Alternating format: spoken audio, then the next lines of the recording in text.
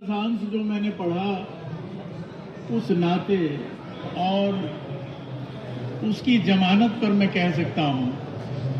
कि यह उपन्यास हिंदी औपन्यासिक परिदृश्य में एक विलक्षण घटना की तरह सामने आया है। इसको हम सबको पढ़ना चाहिए, बुनना चाहिए और इसमें जो सवाल है, जो प्रश्न है, जो आसन्न संकट हैं, उनसे जूझने की तरफ भी प्रवृत्त होना चाहिए। निरंजन के इस उपन्यास में और संभवतः हिंदी प्रदेशों में और उसमें भी हिमाचल में खास तौर पर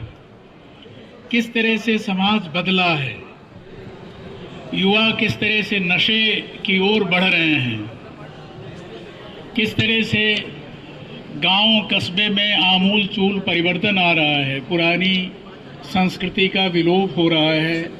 किस तरह से आधुनिक समाज की ओर बढ़ने की आपाधापी और सनक में वो अपने अस्तित्व और आत्मा को भी गंवा रहे हैं। इन तमाम प्रश्नों को, सवालों को छूता हुआ ये विलक्षण उपन्यास है जो मैं पढ़ पाया, जो मैं समझ पाया। और एक हिस्से को पढ़ने के बाद 15, 20, 25 दिनों तक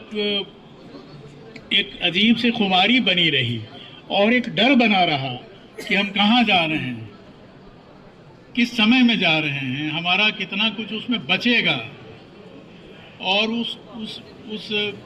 बचने को लेके कितना जद्दोजहद हमें करना पड़ेगा, कितना अपने को तैयार करना पड़ेगा।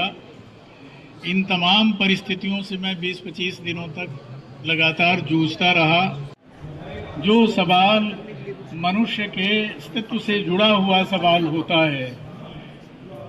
उसे ही क्लासिक का दर्जा दिया जा सकता है, वही श्रेष्ठ होता है अपने समय में, अपनी भाषा में। तो बाजार उपन्यास के बहाने निरंजन ने अपने सबसे बड़े मानवीय प्रश्न को, अपने समय के सबसे बड़े मानवीय सवाल को, जो हमारे अस्तित्व से जुड़ा हुआ है, उसको संबोधित किया है और नाना चरित्रों के माध्यम से उसे खड़ा करते हुए जिस संवेदना का प्रसार किया है वह सीधे हमारी आत्मा पर पहुंचती है और हमें विचलित करती है और भविष्य के आसन्न संकट के लिए तैयार करती है। इसके लिए मैं भाई निरंजन देव शर्मा को हार्दिक धन्यवाद देता हूं।